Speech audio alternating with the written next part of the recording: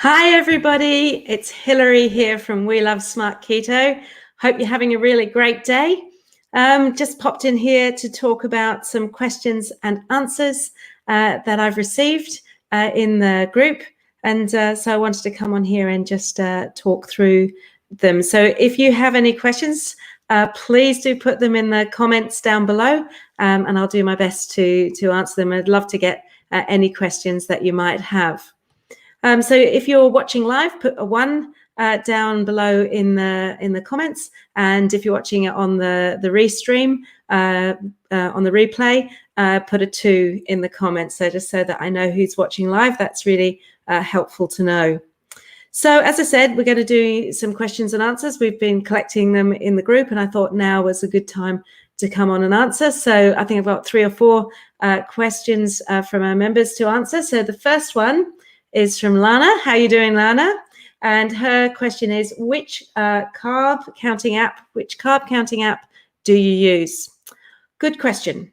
All right. So I must admit, I go through phases with using the food apps. I used to be, very diligent and very religious with it, but now I've kind of really learned, about what I'm eating. And so I'll only use it now when I'm sort of trying something different, or I just want to give myself a bit of discipline around it. And in fact, in the next few days, this weekend, I'm decided I'm going to go through a month of really detailed food tracking.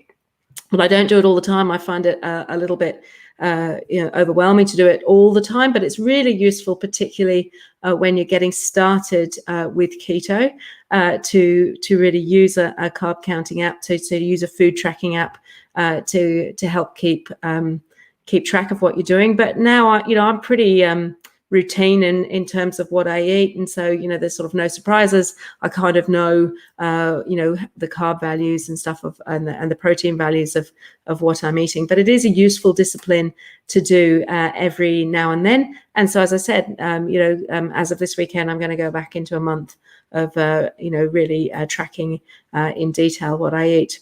So coming to that, so what's a good food tracking app? And if there's one that you particularly like, please put down in the comments below and share with us what you like to use.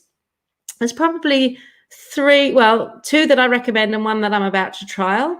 So in the past, I've used MyFitnessPal, a very common food tracking app. And it's really easy to use. And what I like about it is it remembers what you eat, and it will make suggestions for you. It's very simple. You can also put your weight and your measurements in there. I think the measurements, you have to have a paid subscription. If you do want to go for a paid subscription, they quite often have good deals on it. I can't tell you the exact cost. I think it's something like might be about $99 a year, something like that. And they often have sort of 40 or 50% off. It'll just pop up in the app, and you can also use it on their website as well. You can track your water, you can track your sleep. I think if you want, it will track carbs for you. You can set it to tracking your macros or tracking calories, whichever you want to do, and can just scroll across to see one or the other. But what I like about it is it also has, I'm in Australia rather than US. And so it actually has a lot of the Australian products that you buy in the supermarkets actually already listed in there. So I find that helpful. And you can also set up your own meals. So if there's a meal that you commonly have, you can put all the details in and save it. So the next time you have that meal, you just sort of bring that up. So it's pretty good if you've got a recipe, for example, that you want to make and you're not sure exactly how many carbs and things might be in it, then you can just put all the details of the recipe into the app, say how many portions are in the recipe, and then it will give you that detail. So that's a pretty useful way if you're not exactly sure of something that you're going to be making, and also if you're something that you're going to buy off the shelf in the supermarket, for example, in the grocery store, then you can often look it up in MyFitnessPal as well. So it's pretty good. What I would say if you want a bit of extra detail, related to keto in terms of net carbs and things, you need to have the paid version, I believe, or at least it used to be like that. And so, it's got a few limitations. I'm going to talk in a second about another one, but I'm just going to check the comments here. Hey, Alex, how are you doing today? So use Carb Counter. Actually, that's not one that I'm familiar with. Is that an app, or is that on your computer? I'd be interested. I'll have to have a look and see if I can find that one. It's not one that I'm used to. I'm familiar with. And I would say with all of these things, there's lots of them out there, and it's really a question of finding the one that suits you and that you like. So MyFitnessPal is pretty good. There's also Carb Manager, which is very popular and specifically designed for keto. That does have sort of better information about net carbs in the free version. I only use the free version of these things. I'm not really diligent enough to put more detail in. Often with the paid version, it then allows you to record your ketones if you measure those and things like that. I tend not to get that complex with it, but you absolutely can do that. Carb Manager is pretty good. I find with it doesn't have, for me here, not living in the US, it doesn't have as much of a dictionary, if you like, or encyclopedia of some of the more common Australian sort of products that I might buy. So I do use it. Okay, Alex, it's an app. Okay, great, thank you. So for Carb Manager, I find that you have to click a few more buttons to put some of the information in. I find it not quite as intuitive, and I think with a food tracking app, it's just important. If you're going to get a food tracking app, make sure it's one you're going to use, right? Because if you're not going to use it, you can have there's no point. It could be the most beautiful, all singing, all dancing app, but if you find it clunky to use, then you're not going to use it. So it needs to be one that's going to fit for your lifestyle. And again, with Carb Manager, sometimes if I'm not sure, about, perhaps the fat content or the carb content of something I'm going to eat, I'll just put it into Carb Manager and just check it out. So that's also pretty good. The one that somebody else has recommended to me, which I haven't tried yet, and this is the one that I'm going to use over the next month, is something called Cronometer, Cronometer. And it's got some pretty good reviews. So I'll certainly come back and report on it. But after I've had a bit of a go with it for some weeks. But my view, Lana, about food tracking apps is find one that you like and works for you.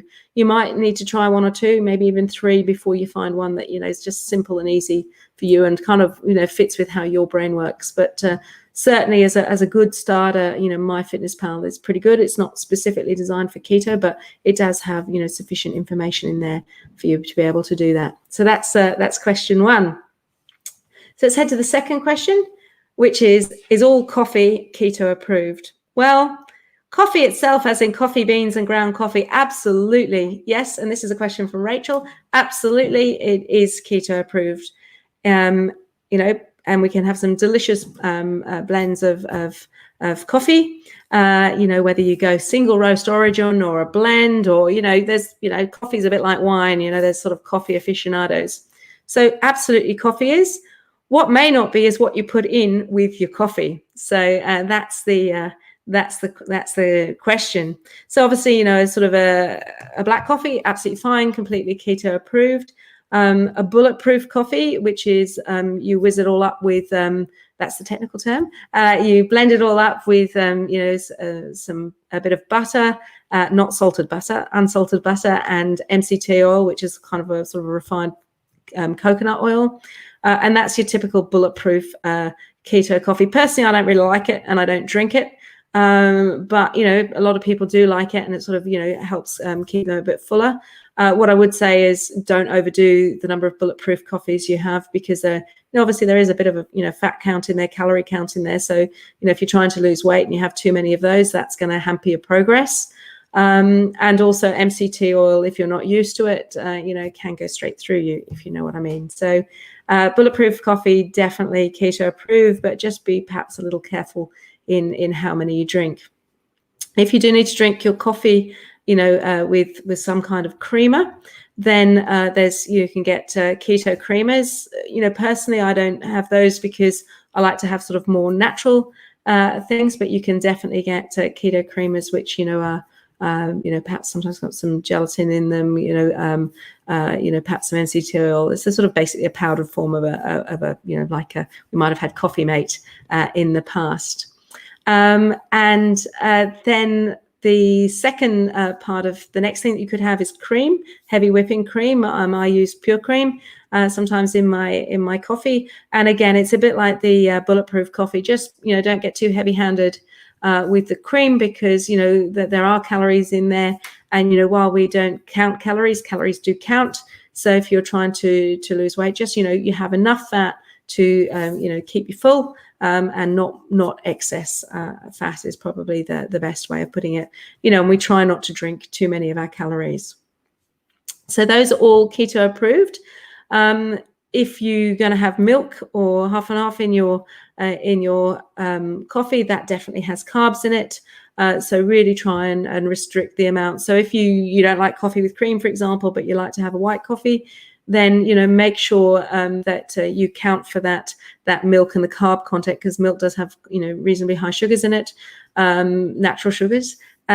Just make sure that you've accounted for that in your carb count. But we generally try not to drink our calories, so we try to eat them. So perhaps try and switch out to black coffee or coffee with cream, which has the lower carbohydrate count. And then obviously sometimes people like sweet coffees, perhaps you put a syrup in it. I don't know, maybe it's a vanilla syrup or a cinnamon syrup. I personally don't. I like my coffee quite simple, but some people like that with a syrup in it or sugar in it.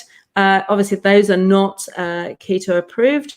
If you want to have a sweetener in it, then put an artificial sweetener in and use the keto ones of erythritol, monk fruit, stevia. Because those won't raise your insulin levels. While they won't raise your glucose levels, the other types can potentially raise your insulin levels, and that's what we're trying to keep low. So coffee on its own, absolutely go for your life. Drink however much you can cope with without sort of staying awake and getting too much of a buzz. But just be aware of all the things that you're putting in the coffee, and those are the things that might not be keto approved. I'm just going to check back on. There's another comment here. Alex again says she uses Carb Manager because you can scan the barcodes off the food products. Oh, well, that's really helpful, Alex. Yes, I don't do that because I'm a big online shopper. I just get all my stuff delivered. But yeah, that's really handy. And I guess if you're in the supermarket and not sure, or the grocery store, you can do it. And Alex also made a comment here about coffee. She has it with either MCT oil powder or ghee. Yeah, so ghee is also a good option. Ghee is clarified butter, so it's butter with the milk solids removed. So yes, that's also a good option. So just got a couple more questions here. One is Terry asks, what's your favorite quick and easy keto meal? Well, this is an easy one. For me, it's eggs. Absolutely eggs. So if you would let us know in the comments what your favorite keto meal is, quick and easy, when you're not quite sure what to go for, what do you go for? So I go for eggs, and the reason I go for eggs is they're super fast to cook, and you can cook them in a variety of ways. And also you can add a whole range of different things. I might throw in a handful of smoked salmon. I'm a big smoked salmon fan. Or I might throw in some chives or some parsley or, perhaps some Parmesan or, a handful of mozzarella. A whole range of things. Sometimes I might cook up some spinach as well and throw that in with it. So for me, it's a really quick 5-minute meal. And the other one that I do, in the past, before I did keto, I would eat at lunchtime. I'd always have a sandwich. Sandwich is quick and easy. But obviously you can't do that on keto because of the carb count in the bread. And so what I do now is I make myself a little tapas plate. I might put a little bit of nuts, a little bit of pate, some cucumber, perhaps a slice of salami. I make myself a little delicious platter. So I've got sort of a little tasting plate to have at lunchtime. I often don't have lunch. I prefer to go for a walk at lunchtime rather than have lunch. But if I'm feeling a little bit peckish, then that is what I will have. So I'll just have I used to live in Spain many years ago, and when you go to a bar there and order a drink, have a glass of red wine, they'll always give you a little tapas there, or you could get something called a ración, which is a plate of plate of meats or plate of. So that's what I like to do. Have a little sort of tasting plate, and then I feel it's like a little bit special at lunchtime. So Alex is saying she has for lunch a can of tuna on cucumber slices, easy go to meal. Yeah, super easy, super delicious, and easy to spice it up with some paprika or something like that. So I like, as a quick and easy meal, things that you can dress up or dress down with spices and things depending on your mood. So yeah, great question there, Terry. Thank you for that. I've just got one more question here that a member gave us, which is, do I need to buy organic, and do I need to buy all of my meat grass-fed? Well, this is a really interesting question. So, what I always say about this is you can do keto on a budget. It's not necessary to buy, this pig has been fed by hand, and has had. You don't need to buy organic, free range, grass-fed. I do. And that's because I'm very lucky here in Australia that all that stuff is actually quite reasonably priced. It is a little bit pricier, but it is quite reasonably priced. And I'm very lucky that I'm in a position that I can do that. However, in terms of getting the benefits of keto, there is no scientific evidence that the food being organic, free range, grass-fed, there's no scientific proof at this stage that gets you better outcomes. I choose to do it because I think it's better for the animals, it's better for the planet, and it's better sustainably. So I choose to do that. However, everybody, has, the circumstances of, what they can buy locally and where they live, and particularly in these difficult times, that's a bit harder. We have a budget, we have a family to feed, and so the answer is no. You don't need to eat organic and grass-fed products, food. However, what I would say is, buy the very best that you can afford, and buy the least processed possible. So have a look at the packet, see if they put additives in it, see what they've done to it, and try and buy the food that looks more natural. Ideally buy stuff that doesn't need a label, right? So, if you buy some spinach, it doesn't need a label. If you buy, a piece of fresh fish, it doesn't need a label. The more processed it is, the more there is a need for ingredients lists. So try and buy things that don't need ingredient lists and the best quality that you can afford. And, keto is for everybody. And, it's going simpler is better. It's just, it's a really strange world where the more processed the food, the cheaper it is. It's really quite peculiar.